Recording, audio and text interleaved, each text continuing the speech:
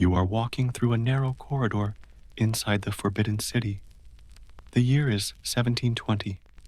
The walls are painted in imperial yellow, and the air is heavy with a strange mix of fear and the sweet scent of jasmine incense. Your silk slippers make no sound on the polished stone floor as you follow an elderly eunuch ahead of you. His thin shadow shifts and stretches in the flickering candlelight. You are 15 years old, just chosen as one of the emperor's newest concubines. The eunuch suddenly stops, turns, and looks at you. His eyes reveal both pity and cold precision. In a hushed tone, he says, "Listen closely, child. What I tell you now will decide whether you live or die in this place. These are not just customs or ceremonies. They are invisible chains binding every woman who enters the Son of Heaven's bedchamber." Your heart races in your chest as you realize the truth. Everything you believed about imperial honor and luxury was nothing more than a beautiful lie. Now, the real laws of the harem are about to be revealed. Laws far stranger and more terrifying than you ever imagined. Before we dive into these long-forgotten stories of survival and suffering, if you enjoy uncovering the hidden truths of history, make sure to hit the like button and subscribe for more. And please share in the comments where you're listening from. It amazes me that we can explore these ancient stories together, connecting across time and space through our shared curiosity about the past. The very first rule they teach you is the most important. You must never, under any circumstances, turn your back on the emperor. At first, it may sound simple, but then you understand what it really means. Whenever the Son of Heaven steps into his chambers, you must find a way to always face him while you undress, while you move through the room, even during the most intimate moments. Over time, the women before you mastered this rule with an almost supernatural grace. They learned to move sideways, to turn and glide like dancers, never once letting their backs face the man who held their lives in his hands. And why? The reason lies in the deep paranoia of absolute power. An emperor who rules more than 300 million subjects knows too well. Death can strike from anywhere, even from the gentle hands of a woman. A hidden needle, a small blade, even poison under a fingernail. These are the things that haunt the dreams of the most powerful man alive. Turning your back to him means creating a single moment of weakness, a chance for danger to appear from nowhere. You learn this rule by watching Min, a concubine who has survived 3 years inside the harem. She moves through the emperor's chambers like flowing water, smooth, quiet, never hurried. Not once does her back face him. When she needs something placed behind her, she turns in a slow, graceful circle, her eyes always locked on his. When she removes her robes, every movement looks rehearsed, each layer slipping away in a fluid sequence, as if she were performing an endless act of reverence. Then comes the second rule, and it is even darker. You must never speak unless the emperor first addresses you. And when you do speak, you cannot call yourself I. Instead, you must use phrases like this unworthy slave or this lowly concubine. From the moment you enter his presence, your own identity is erased. The emperor does not make love to people. He makes use of objects, bodies reduced to vessels created for his pleasure. This change in language is not just formality, it works like a slow poison in the mind. It reshapes the way you think until even in private moments, you no longer call yourself I. Within a few months, many concubines cannot even form that word in their own thoughts. They become split within themselves, their very sense of identity consumed by the grammar of submission. The third rule is tied to your eyes, and it may be the most destructive rule of all. You must never look directly into the emperor's eyes during intimacy. Instead, your gaze must remain fixed just below his chin. It gives the illusion of obedience while avoiding the danger of genuine eye contact. But this rule is not about respect, it is about control. It keeps the emperor from seeing your soul, and more importantly, keeps you from seeing his. Eye contact creates closeness. Closeness creates complications. If he notices the terror in your eyes, the pain, the desperate longing for the home you lost, he might hesitate. If he catches a glimpse of your intelligence burning beneath the surface, he might begin to wonder what you are thinking, what you might be planning. And if you see into his eyes, you might discover something far more dangerous, that the Son of Heaven is not a god at all, but only a man, lonely, afraid, and determined to prove his divinity through the conquest of women's bodies. But the cruelest part of the third rule lies in what happens when it is broken. If your eyes ever meet his by accident, you must immediately fall to the floor and beg for forgiveness, not for rudeness, but for the arrogance of daring to see him as your equal. And if you slip too many times, the punishment is not death, but something far more devastating. You are banished to live among the eunuchs, condemned to spend the rest of your life as a living warning. Every woman who sees you there will remember the price of forgetting her place. The fourth rule governs the most private act of all.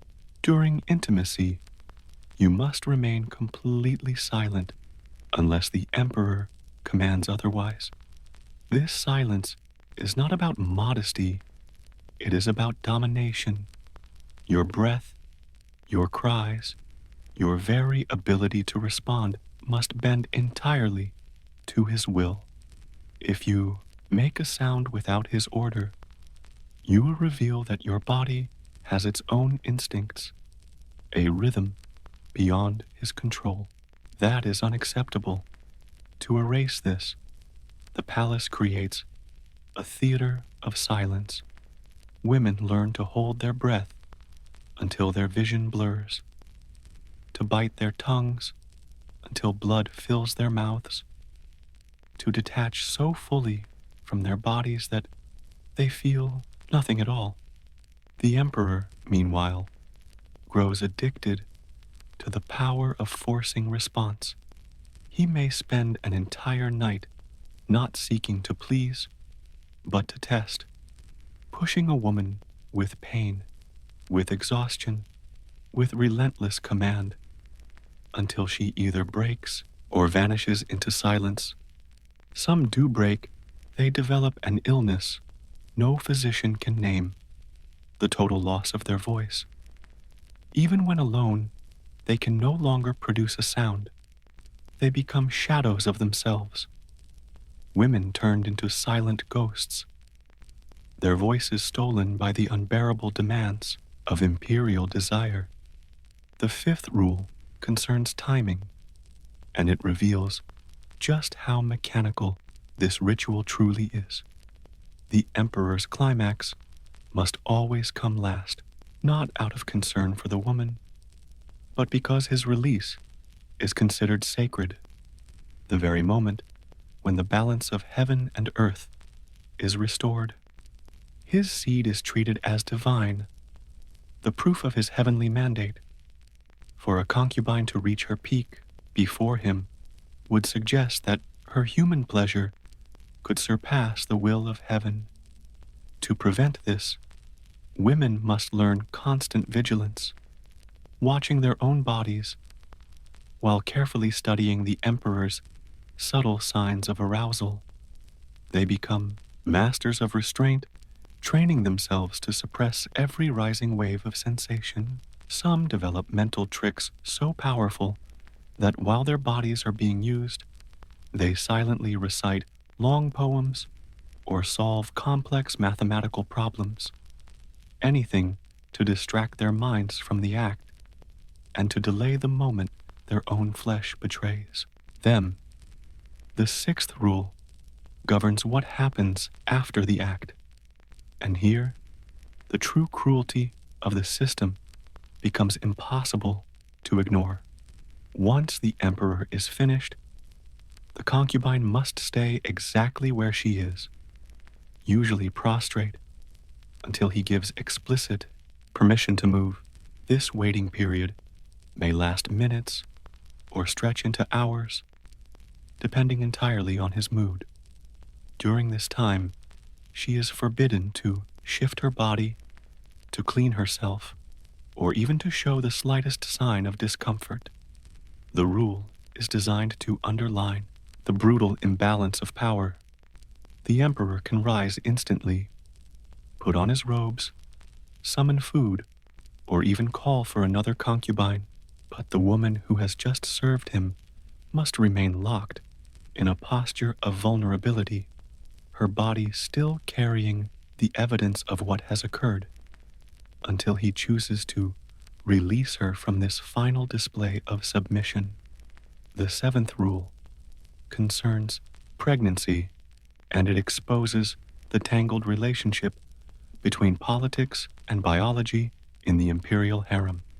If a concubine believes she might be pregnant, she must immediately report it, not to the emperor, but to the head eunuch. And here is the twist. She must report it even if she is uncertain, even if it is only suspicion. The penalties are severe. Failure to report a pregnancy means death. Reporting one falsely means a public beating so harsh it leaves permanent scars. This forces women into a state of constant anxiety, studying every change in their bodies as though their very lives depend on it. Because they do. Their cycles, their appetite, their energy, all become potential signs to track and record. The body, once a source of vitality, turns into a source of terror. The fortunate concubines learn to read these signals correctly. The unfortunate misread them, and their skin carries the punishment. Yet the darkest part of this rule lies in what follows a confirmed pregnancy. The woman is immediately separated from the others and placed under round-the-clock surveillance. This is not protection, it is containment. The unborn child, the potential heir, is precious. The mother is nothing more than the vessel, watched carefully to ensure she does not harm herself or end the pregnancy. The eighth rule deals with the presence of other women, revealing how jealousy and rivalry were deliberately engineered. When several concubines are summoned at once, every interaction follows a strict hierarchy. The emperor's favorite leads, while the others are given roles, sometimes as spectators, sometimes as assistants, and sometimes as rivals in elaborate performances staged for his amusement. The psychological effect is devastating. Women who might otherwise find comfort in one another are turned into enemies. Friendship becomes dangerous. Trust becomes impossible. Each woman is forced to treat the others as obstacles to survival, while all of them must feign desire for the same man knowing that at any moment their failure to outshine the others could mean their downfall. The women must appear to take pleasure in scenarios that strip them of individuality, reducing them to interchangeable bodies, yet still project the illusion of personal devotion. The most heartbreaking element of this rule is what it does to friendship. Women who truly care for one another are forced to participate in each other's degradation.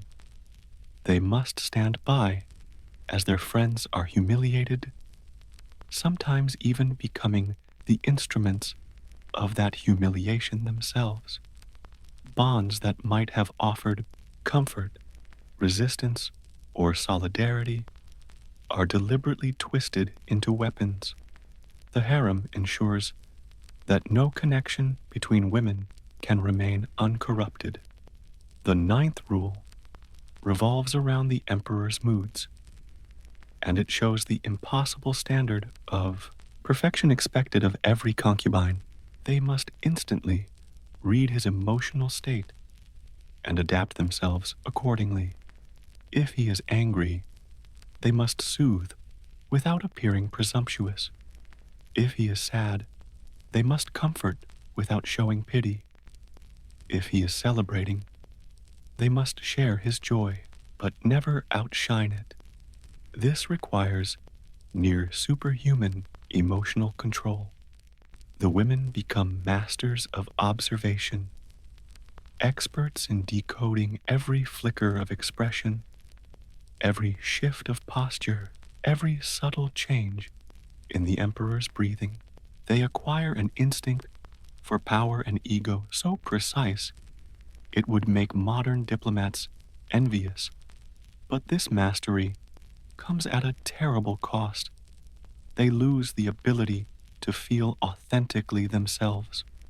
Every natural emotion must be suppressed, reshaped, or hidden behind a mask designed for survival.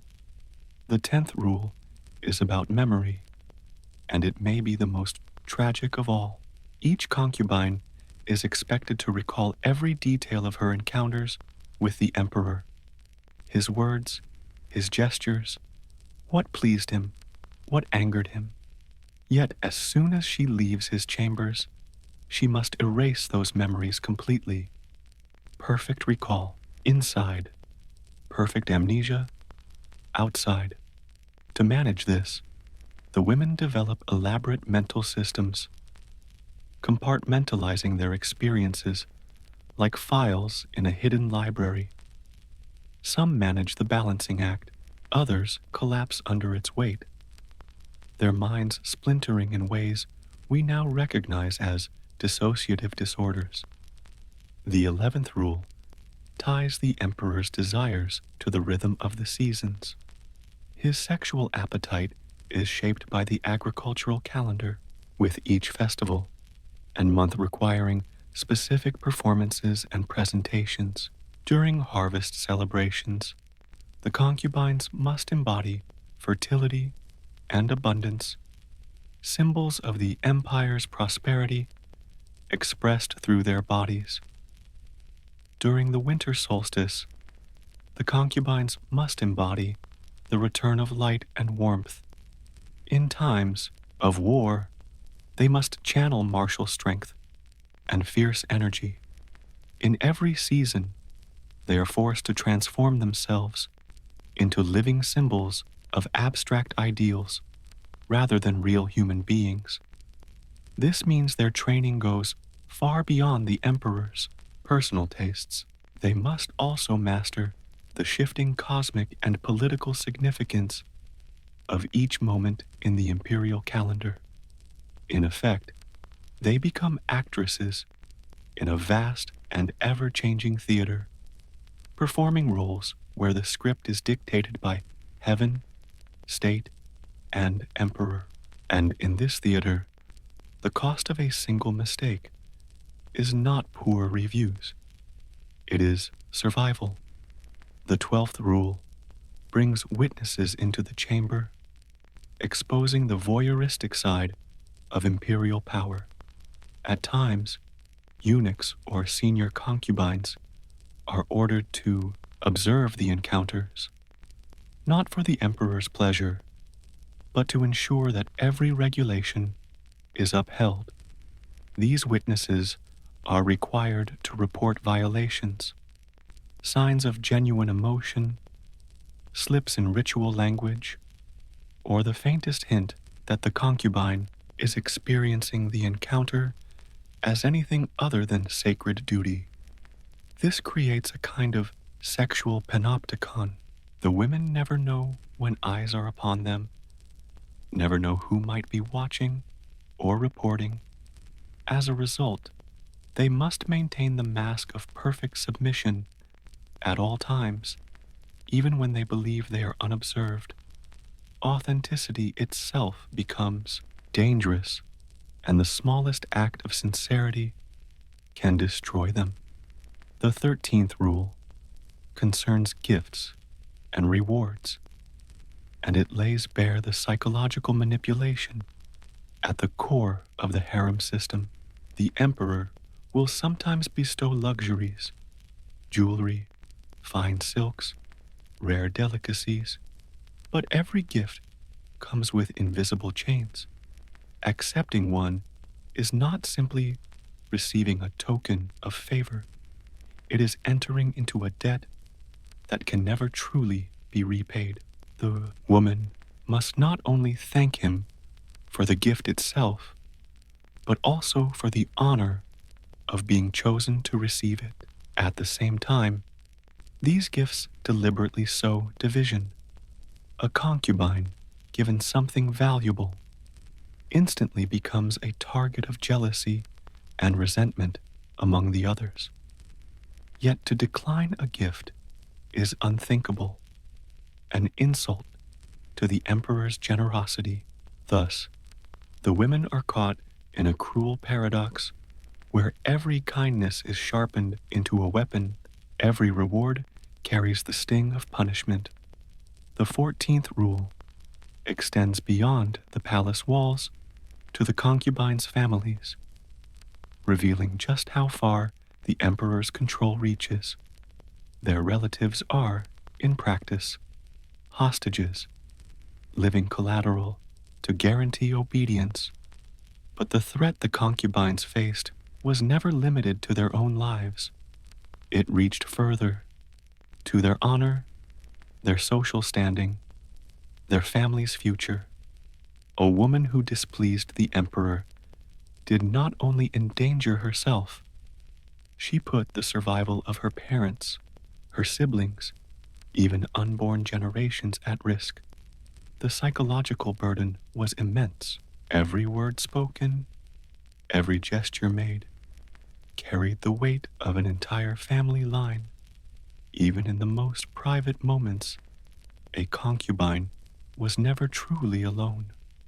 Behind her stood the faces of her parents, the futures of her brothers and sisters, the children and grandchildren yet to come, all silently demanding perfection.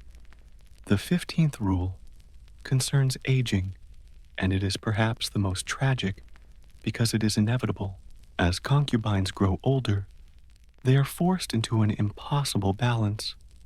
They must remain attractive without appearing desperate. They must accept their fading status while still competing for scraps of the emperor's attention. They are expected to mentor younger women, even as they know those same protégés will soon replace them. Beauty rituals become increasingly dangerous.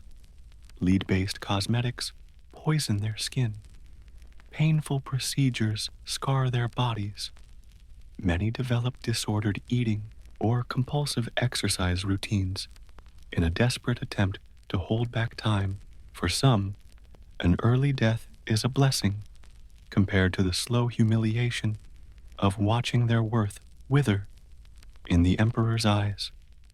The 16th rule comes with death itself, and it casts the darkest shadow over the entire system. When an emperor dies, his concubines face a choice, but one that is no real choice at all.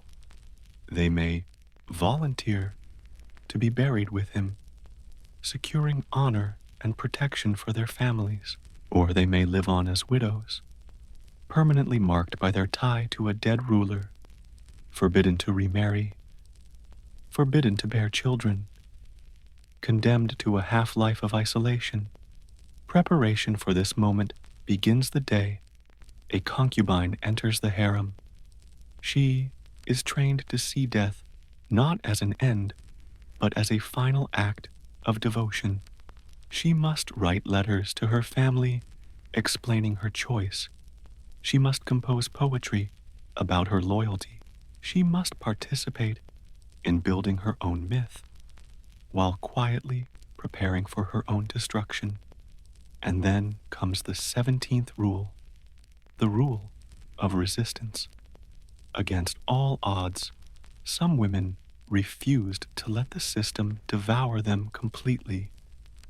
They found ways to preserve fragments of their humanity, to hold on to their voices, their friendships, their memories. They created secret codes, glances that lingered too long, songs hummed just slightly out of tune, flower arrangements that carried hidden messages only another concubine could read. In these quiet rebellions, they reminded one another that they were more than vessels. Others took bolder risks. They plotted suicides. They attempted daring escapes. They carried secret pregnancies hidden from the palace authorities. Every act of defiance carried the possibility of brutal punishment. But still, some chose to risk everything for even the smallest taste of authentic freedom. The 18th rule is about love, and it is the most complicated and heartbreaking of all. The concubines are forbidden from truly loving the emperor, yet at the same time, they are forbidden from not loving him. They must act out devotion so perfectly that it becomes impossible to tell whether it is real or not. And yet, they must also keep enough distance inside themselves to endure rejection and eventual replacement. This creates a psychological tightrope that almost no one can walk without falling.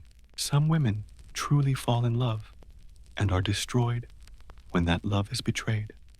Others build such strong walls around their emotions that they eventually lose the ability to feel anything at all. The rare few who manage to balance sincerity with self-protection often pay with their sanity. They become such skilled performers of affection that, in the end, they no longer know where the act ends and their true emotions begin. The 19th rule emerges with the emperor's death, and it exposes the ultimate truth. The women's lives are disposable.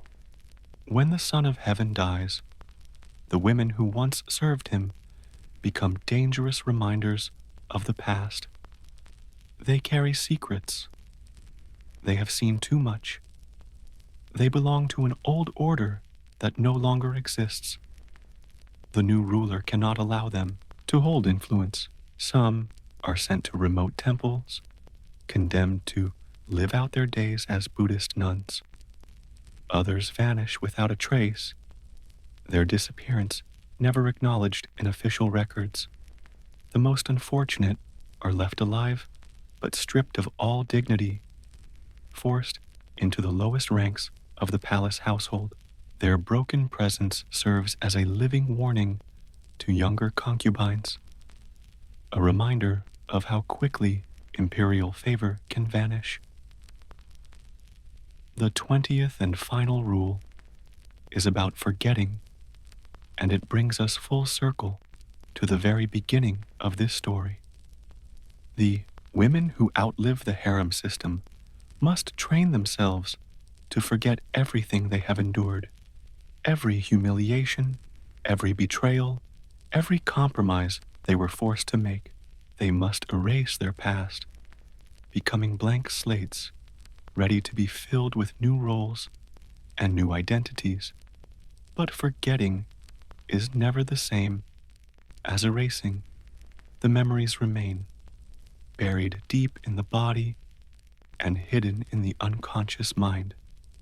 They surface in sudden waves of fear, in sleepless nights haunted by dreams, in the inability to trust, to love, or even to believe in their own worth. The women carry these invisible scars forever, living testaments to a system that prized beauty over humanity. And now, as you stand once more in the corridor where this journey began, older, wiser, and immeasurably more tired, you understand the truth.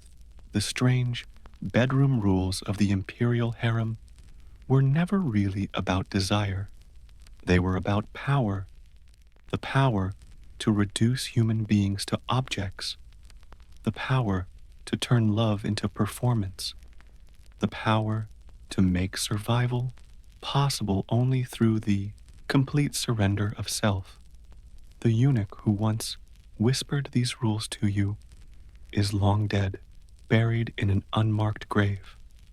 Like so many others who served the Forbidden City, the emperor you once knew has been replaced by his son, and then by his grandson, as the endless cycle of domination continues.